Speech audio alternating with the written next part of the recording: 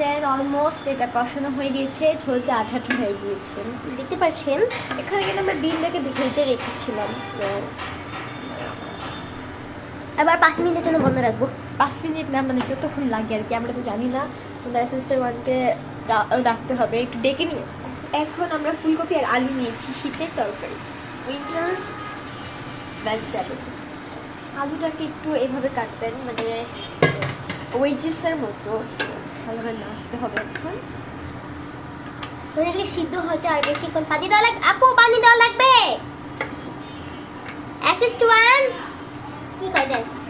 I don't নাড়, ভালো করে নাড়, নাড়তে হবে, নাড়িতে হবে, নাড়িতে হবে। এটাকে নাড়তে বলি, ওইটা না, নাড়তে হবে ভালোভাবে তরকারিটা। তারপর অল্প একটু সামান্য পরিমাণের পানি দিবেন।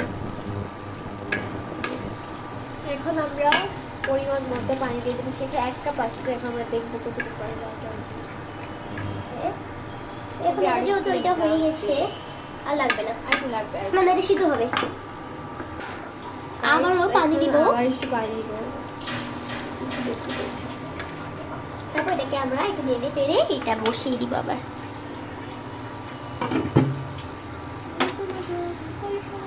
দেখতে পাচ্ছেন আমাদের ফুলকপি আলু এটা সিদ্ধ হবে, পরে আমরা ডিমটা দিয়ে দিব। এখন চুলাটাকে 600 দিব। আমরা এতক্ষণ ভেজিটেবলটা 500-তে দিয়ে নিয়েছিলাম ইলেকট্রিক চুলায়। আপনারা আন্দাজ মতো গ্যাসের চুলায় দিয়ে দিবেন, আপনাদের যতটুকু হিট প্রয়োজন। এখন আমরা 600-তে দিয়ে দিয়েছি পাওয়ারটা।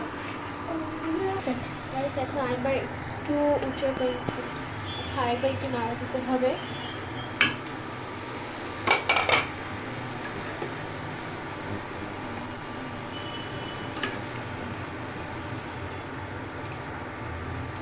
এখন দেখতে অনেক ফ্যাকাশে মনে হচ্ছে, বাট একটু পরে সব ঠিক হয়ে যাবে। এটা যখন গলে যাবে তখন এটা বুঝা যাবে। এখন নাড়াটা আবার বন্ধ করে দিব চুলাটা। বন্ধ করে